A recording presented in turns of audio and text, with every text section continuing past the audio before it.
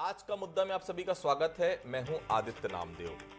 शराब की हर बोतल में था भ्रष्टाचार का सुरूर। सत्ता के साये में चलता रहा ये नशे का दस्तूर।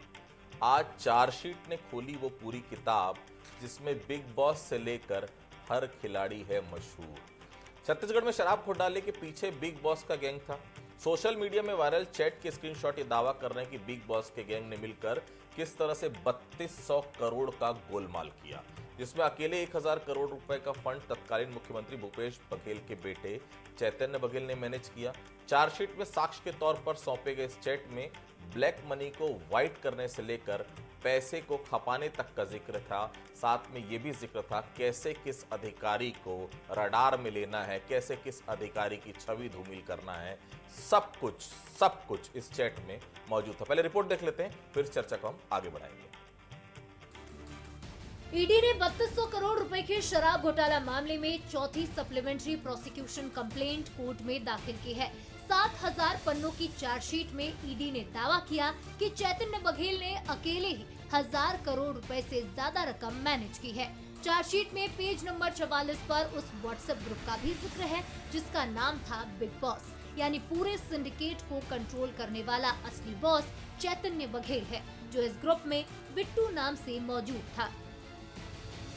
ईडी ने मोबाइल चैट्स के हवाले से ये दावा किया है कि चैतन्य और उनके साथियों की बातचीत में नकली होलोग्राम, पैसों की डीलिंग और ब्लैक मनी को सफेद करने की साजिश की चर्चा मिली। अनवर ढेबर, अनिल टुटेजा, सौम्या चौरसिया और पुष्पक जैसे नाम भी इस ग्रुप में थे। चार्जशीट कहती है कि रियल एस्टेट प्रोजेक्ट्स में करोड़ों का निवेश कर काले धन को सफेद दिखाया गया। ठेकेदारों को करोड़ों की कैश पेमेंट और ज्वेलर्स से अंडर वैल्यू डीलिंग तक के सबूत चार्जशीट में जोड़े गए हैं। इन सबके बीच कांग्रेस ने आरोप लगाया है कि भूपेश बघेल और उनके परिवार को घसीटकर डराने की कोशिश की जा रही है। वहीं बीजेपी का कहना है कि ईडी की जांच से साफ है, कांग्रेस सरकार के दौरान भ्रष्टाचार की पूरी इमारत खड़ी की गई है। बघेल जी और उनके परिवार के लोगों को इन्वॉल्व करने का मतलब उनको डराने और धमकाने का प्रयास किया जा रहा है, उनको प्रेशराइज करने का प्रयास किया जा रहा है कि वो सरकार और भारतीय जनता पार्टी के खिलाफ में मुद्दों पर बात मत करें, मुद्दों की लड़ाई मत करें। उनके बेटे को जेल भेजा ईडी ने। ईडी अब तक जितने लोगों के खिलाफ मामला बनाई है, जो भारतीय जनता पार्टी के कार्यालय से बनकर आती है, वो स्क्रिप्ट और कहानी बनाकर ईडी निर्दोष लोगों के ऊपर में थोप देती है और उसी का परिणाम है जो आज पूरे देश के अंदर ये स्थिति है। देखिए, चूंकि ईडी एक संवैधानिक संस्था है, अपनी जांच कर रही है, उसमें मेरा टिप्पणी करना उचित नहीं है, परंतु इतना जरूर है कि देश के कानून से बड़ा कोई नहीं है।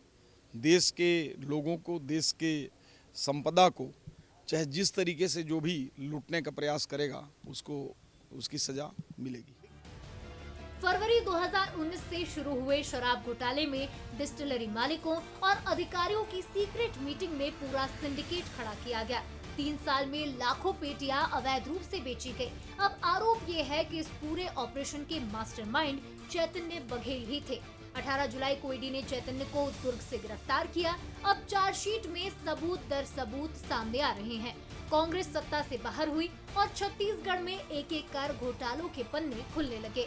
अब सवाल यही है कि क्या ये सचमुच भ्रष्टाचार की सबसे बड़ी साजिश है या फिर विपक्षी नेताओं को घेरने की राजनीतिक चाल।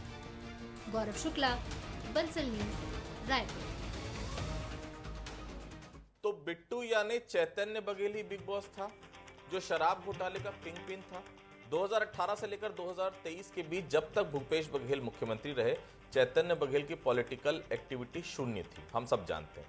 तब यही कहा जाता था कि चैतन्य बघेल को राजनीति में रुचि नहीं है, वो पिता की विरासत को आगे बढ़ाने के बजाय अपने कारोबार और खेती किसानी की लकीर को लंबी कर रहे हैं। लेकिन अब जाकर जब भ्रष्टाचार का खुलासा हो रहा है तो पता चल रहा है कि हकीकत में एक तरफ पिता राज्य चला रहे थे तो दूसरी तरफ उनके सुपुत्र भ्रष्टाचार को आगे बढ़ा रहे थे। चैट में इस बात के साक्ष्य हैं कि 200 करोड़ रुपए चैतन्य बघेल के पास आए हैं, जबकि 850 करोड़ रुपए कांग्रेस के कोषाध्यक्ष राम गोपाल अग्रवाल तक पहुंचाए गए हैं। ये राम गोपाल अग्रवाल वही हैं जब चार्जशीट में नाम आने के बाद से जो लापता हैं और अभी तक प्रदेश कांग्रेस के कोषाध्यक्ष बने हुए हैं। अब इस चैट के सामने आने के बाद चैतन्य बघेल की कितनी मुश्किलें बढ़ेंगी। बिग बॉस का चैट और किस किस को बेनकाब करेगा। क्या चैट सिर्फ कांग्रेस नेताओं और अफसरों को बेनकाब कर रही है या फिर इसके पीछे राज कुछ और भी सामने आने वाले बाकी हैं। इसमें एक चीज और सामने आ रही है, इसमें अधिकारियों को एक मतलब ऐसी तरह का ये चैट बनाया गया जिसमें मनगढ़ंत कल्पनाएं थी। इस अधिकारी को फंसा दो, इसके बारे में ये ले आओ, उस अधिकारी को वहां से डैमेज करो, उसको कहीं ना कहीं हनी ट्रैप में फंसा दो, ऐसे बहुत सारी चीजें थी जो ये चैट अब धीरे धीरे इसके राज खोल रहा है। बंसल इसके कुछ सवाल हैं, मैं आपको उन सवालों से वाकिफ कराऊंगा। क्या चैतन्य बघेल शराब घोटाले के असली बिग बॉस है? दूसरा सवाल, क्या बिग बॉस व्हाट्सएप ग्रुप ही सिंडिकेट का असली कंट्रोल रूम था? तीसरा सवाल, क्या छत्तीसगढ़ का शराब घोटाले में और बड़े नेताओं के नाम उजागर होंगे? 3 सवाल जो बंसल न्यूज उठा रहा है। मेहमानों से मिलवाऊंगा आपको। सौरभ पांडे साहब हैं, वरिष्ठ अधिवक्ता हैं, ईडी का पूरा काम देखते हैं, गवर्नमेंट एडवोकेट है, बहुत स्वागत करता हूं। अजय गंगवानी साहब हैं, कांग्रेस के वरिष्ठ नेता प्रवक्ता, बहुत स्वागत करता हूं। राजीव चक्रवर्ती साहब हैं, भारतीय जनता पार्टी के नेता प्रवक्ता, बहुत स्वागत करता हूं। पांडे साहब को मैं बहुत शुरू से जानता हूं, बहुत रिसेंट है। सबसे बड़ी बात है कि अभी तक जो भी जांच हुई है उसमें उनका जब भी वर्जन मैंने सुना है टू द पॉइंट रहता है। वकील साहब, सबसे पहले आप ही से सवाल लूंगा मैं। पांडे साहब, चैट का कुछ ही हिस्सा हम सब देख पाए हैं, आप चैट के बारे में पूरी तफसील से हमारे दर्शकों को बताइए। इस पूरे घोटाले का सूत्रधार कौन था? कोई तो होगा जिसने इसकी शुरुआत की होगी, जिसके बाद इसमें अन्य प्रभावशाली लोगों को जोड़ा गया। और दूसरी बात, ये क्या आकलन कर पाया गया है कि पूरा घोटाला कितने 100 करोड़ का था? अभी तक तो हम लोग 3200 करोड़ ही जान पाए हैं, क्या उससे भी बड़ा ये घोटाला हो सकता है? सौरभ सर। देखिए, prevention of money laundering act के अंतर्गत इन्वेस्टिगेशन एनफोर्समेंट डायरेक्टरेट शराब स्कैम का 2022 से कर रही है और 2022 से धीरे धीरे जब जिसका रोल जैसा पता पड़ता जा रहा है और जिसके खिलाफ एविडेंसेस ज्यादा होते जा रहे हैं, उन सभी लोगों के खिलाफ हमने या फिर गिरफ्तारी की कार्रवाई की है और उसके पश्चात इन्वेस्टिगेशन को रोका नहीं है, आगे बढ़ा है। वर्तमान में जो हमने अपनी 5th सप्लीमेंट्री प्रोसिक्यूशन कंप्लेंट पेश की है, वो पेश की है चैतन्य बघेल के अगेंस्ट में। और अभी की जो प्रोसिक्यूशन कंप्लेंट है उसमें जो सारा रोल डिस्कस है और जो एविडेंसेस हमने प्राप्त किए, चाहे वो दक्षिण कोसी की एमएलए के अंदर में हो, चाहे वो डिजिटल डिवाइसेस से गैदर हुए हों या बैंक स्टेटमेंट से गैदर हुए हों, इन सबको डिस्कस करते हुए प्रोसिक्यूशन कंप्लेंट को पेश किया गया है। इसमें स्पेसिफिकली जो एलिगेशन को पेश किया गया है उसमें स्पेसिफिकली जो एलिगेशंस हैं चैतन्य बघेल की अगर हम बात करें तो डायरेक्ट एलिगेशंस उसके ऊपर हैं।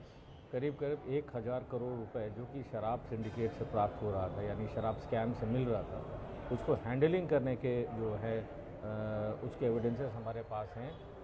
हैंडलिंग कई प्रकार से की जा रही थी, जिसमें कि एक उन्होंने मशीनरी बनाई थी, उनका जो एक प्रोजेक्ट है विठल ग्रीन्स कोई बिल्डकॉन प्रोजेक्ट है, उसमें शैम इन्वेस्टमेंट्स दिखा करके, खास करके उसमें शैम इन्वेस्टमेंट जो हमने देखा है वो त्रिलोक सिंह ढिल्लों जो ऑलरेडी शराब स्कैम में उसका रोल था, अरेस्टेड था, अभी बेल आउट है सुप्रीम कोर्ट से, उसके तरफ से शैम इन्वेस्टमेंट्स हैं। और उसी प्रकार से सहेली ज्वेलर्स दुर्ग की एक संस्था है, उनके भी जो है उसमें शैम इन्वेस्टमेंट्स हैं। वो केवल लॉन्डर करने के लिए था, उसमें कोई वास्तविकता नहीं थी। बेसिकली उसका रोल ये था शैम इन्वेस्टमेंट्स का कि जो कैश रिसीव किया गया उसको किसी प्रकार से बैंक एंट्री दिखा दी जाए, कोई लॉजिकल दिखा दी जाए जो भी है पैसे के सोर्स को।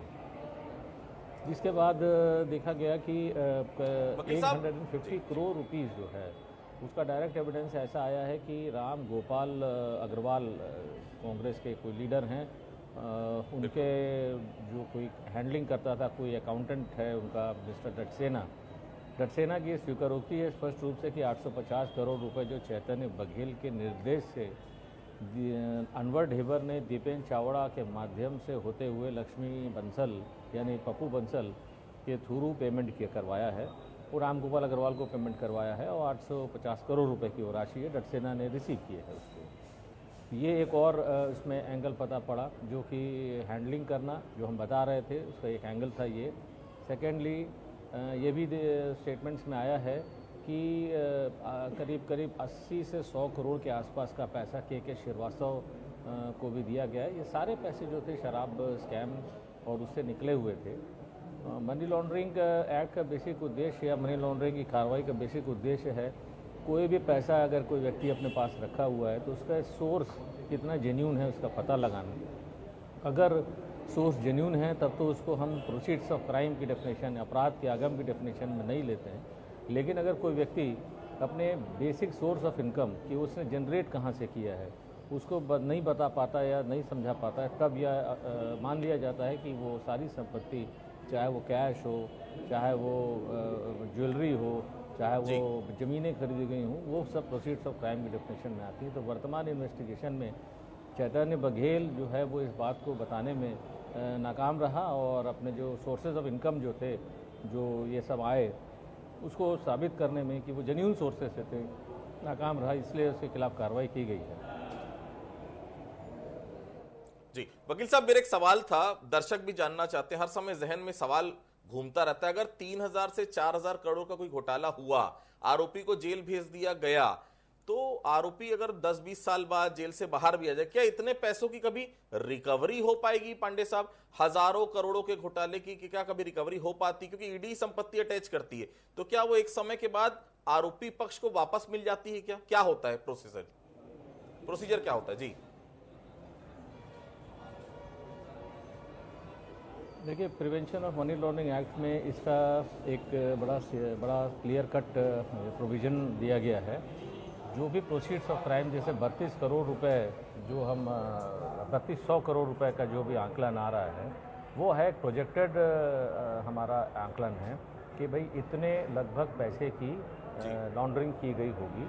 अब जो पैसा या तो हमको मिल जा रहा है या फिर उससे रिलेटेड जो भी प्रॉपर्टीज़, जो अक्यूज पर्सन जो उसमें इन्वॉल्व हैं, मसलन यहाँ अगर हमको पता पड़ रहा है कि चैतन्य बघेल 1000 करोड़ की लॉन्ड्रिंग में लिप्त था और 22 करोड़ रुपए तो सॉलिड एविडेंस है, तो उस 22 करोड़ की जो प्रॉपर्टीज़ जो अवेलेबल हैं या जो भी और दूसरी प्रॉपर्टीज़ अवेलेबल हैं, उसको हम लोग अटैच करते हैं। अटैच करने के बाद या चाहे मूवेबल हो चाहे इमूवेबल हो, prevention of money laundering act में व्यवस्था दी गई है कि जब केस का पूरा ट्रायल क्रिमिनल कोर्ट में चल जाता है और उसके बाद अगर ये साबित हो जाता है ट्रायल के पश्चात, ये सारी संपत्तियां जो हैं वो लॉन्डर्ड संपत्तियां हैं, प्रोसीड्स ऑफ क्राइम हैं, तब उसको राजसात करके नीलाम कर दिया जाता है। और अगर जो ये साबित नहीं हो पाता है कि ये जो सारी संपत्तियां हैं वो लॉन्डर्ड की हुई प्रोसीड्स ऑफ क्राइम नहीं है, अगर ये आता है माननीय न्यायालय में ट्रायल के पश्चात, तो वो संपत्ति उसको वापस कर दी जाती है जो उसका वास्तविक स्वामी होता है। लेकिन ऐसे कोई व्यवस्था नहीं है कि वापस डायरेक्ट दे दी जाए। Prevention of money laundering act कहता है जो उस संपत्ति का वास्तविक स्वामी हो उसको लौटा दिया जाता है। उसकी भी व्यवस्था दी गई है। जो वास्तविक स्वामी आता है वो अपना क्लेम करता है, ट्रायल कोर्ट फिर उसको देखता है कि इसका क्लेम जेन्यून है तो उसको हैंड ओवर करता है। तो इस प्रकार से प्रिवेंशन मनी लॉन्ड्रिंग एक्ट में अगर वो साबित हो गया कि वो प्रोसीड्स ऑफ क्राइम है तो उसको नीलाम करने की व्यवस्था दी गई है। नीलाम करने की व्यवस्था दी गई है। मेरा एक सवाल था आपसे, और आखिरी सवाल, आप लोगों ने साक्ष्य तो बहुत मजबूती से जुटाए हैं, इसमें कोई दो राय नहीं, तभी अभी तक कवासी लखमा, चैतन्य बघेल अभी तक कोर्ट से राहत दोनों को नहीं मिल पाई है। लेकिन मेरा सवाल ये कि इस चैट से मिले साक्ष्य के बाद और कितनी आरोपियों की मुश्किलें बढ़ेंगी पांडे साहब? और दूसरी बात, आरोप साबित होने पर इन आरोपियों के लिए सजा के क्या प्रावधान है? क्योंकि जो चैट आए हैं उसमें कई अधिकारियों को डैमेज करने की कोशिश है, कई हनी ट्रैप की बात आ रही है, कई पैसे के लेन देन की बात आ रही है। ये आरोप अगर साबित हो जाता है तो आरोपियों के लिए सजा के क्या प्रावधान होते हैं इसमें?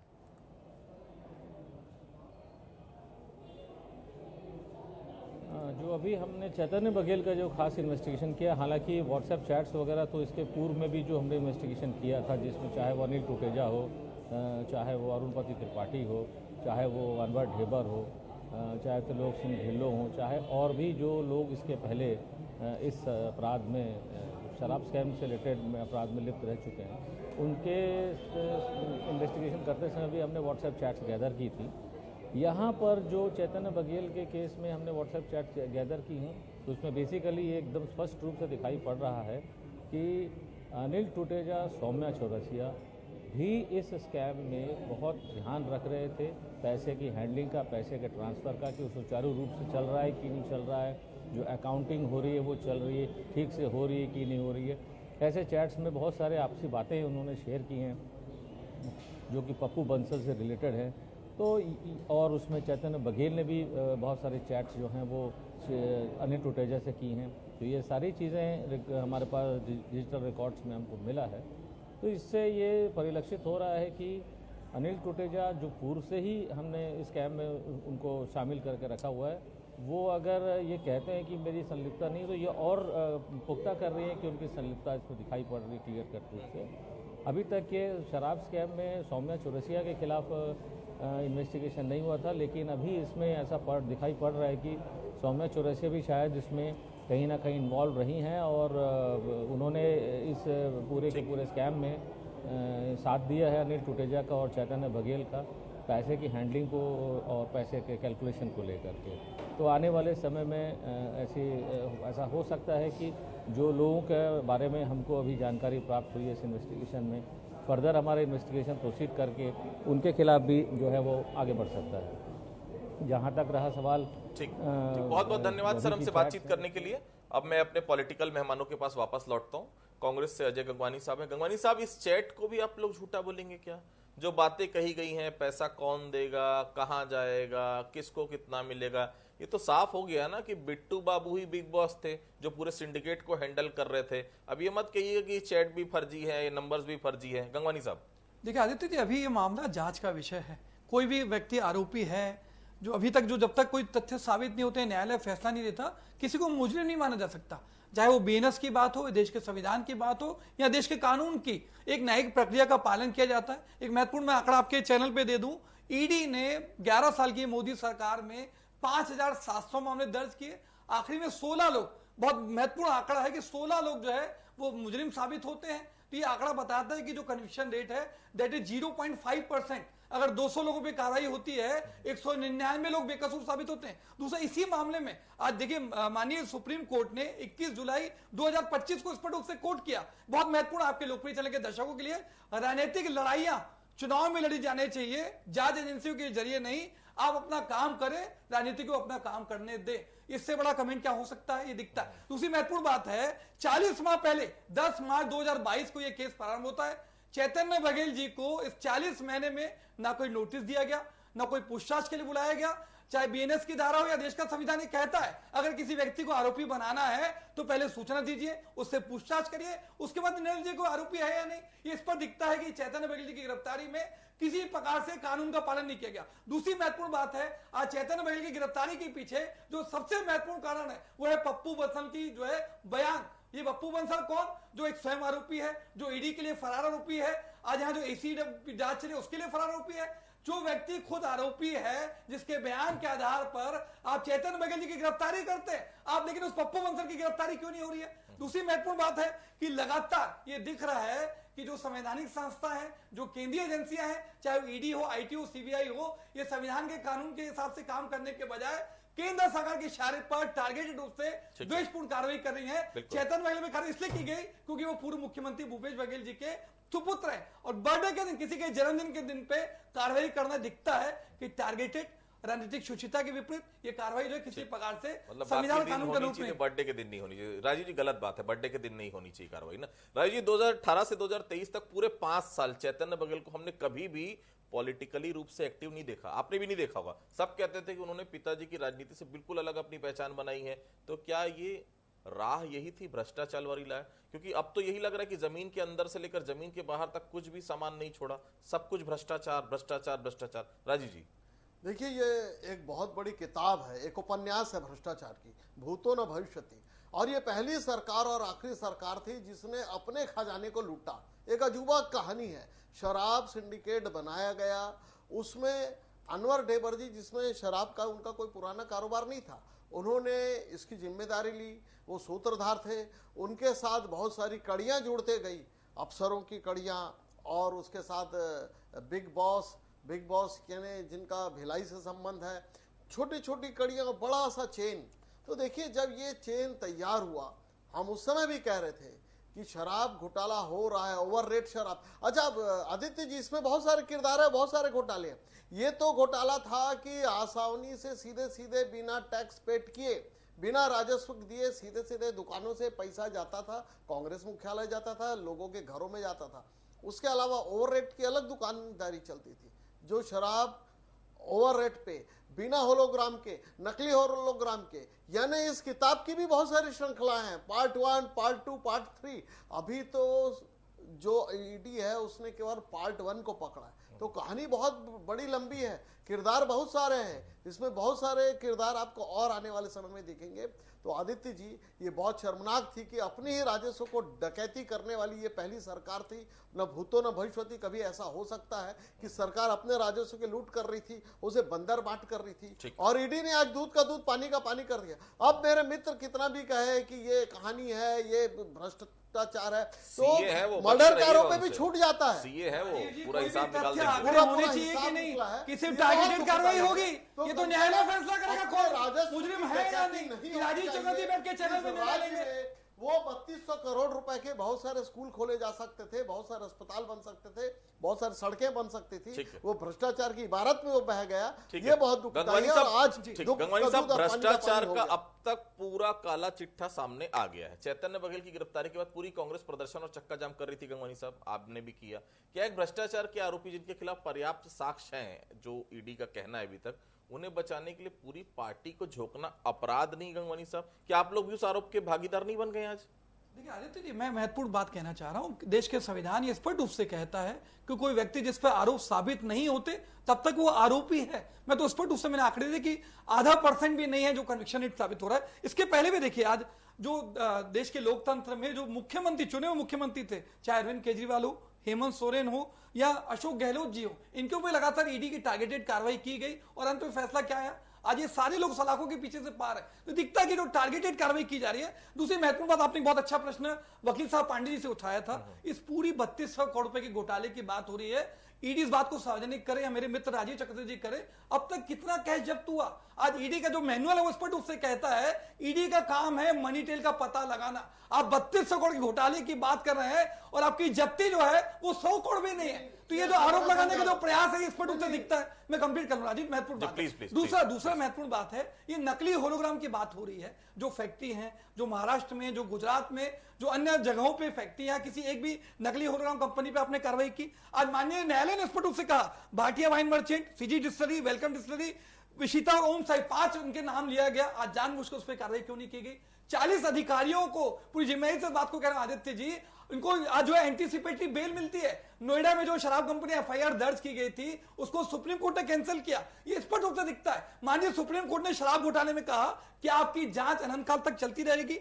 लगातार व्यक्ति को हिरासत में रख के कब तक दंडित करने का प्रयास करेंगे? अभी भी जो 7000 पन्नों का चौथा पूरक चालान आया है, अगर इतनी श्योर है, ईडी फाइनल चार्जशीट क्यों पुटअप नहीं करिए? लगातार पूरक चालान करके हिरासत में रख के लोगों को दंडित करने का जो दुष्प्रयास किया जा रहा है, ये किसी प्रकार से लोकतंत्र में स्वीकार नहीं है। और लगातार देख लीजिए, आज माननीय सुप्रीम कोर्ट ने 3 से 4 बार कहा है। पहले भी तमिलनाडु स्टेट मार्केटिंग कॉर्पोरेशन के मामले में ईडी के लिए कहा कि ईडी सारी हदें पार कर रहा है, यह संविधान के संघीय ढांचे पे सीधा आक्रमण कर रहा है। ये जो आरोप है ना कांग्रेस का है ना विपक्ष का है। लगातार जो टारगेटेड कार्रवाई हो रही है, 25 लोगों पर ईडी आदित्य जी कार्रवाई करता है, जिसमें से 22 लोग भारतीय जनता पार्टी में शामिल हो जाते हैं। ईडी की सारी कार्रवाई समाप्त हो जाती है। ये टारगेटेड कार्रवाई के चरित्र है, चाहे अजीत परिवार हो, अजीत पवार हो, छगन भुजबल हो, हसन मुशर्रफ हो, नारायण राणे, प्रफुल्ल पटेल, मुकुंद, लंबी लिस्ट है। ये सारे नेताओं पर ईडी की कार्रवाई चलती है।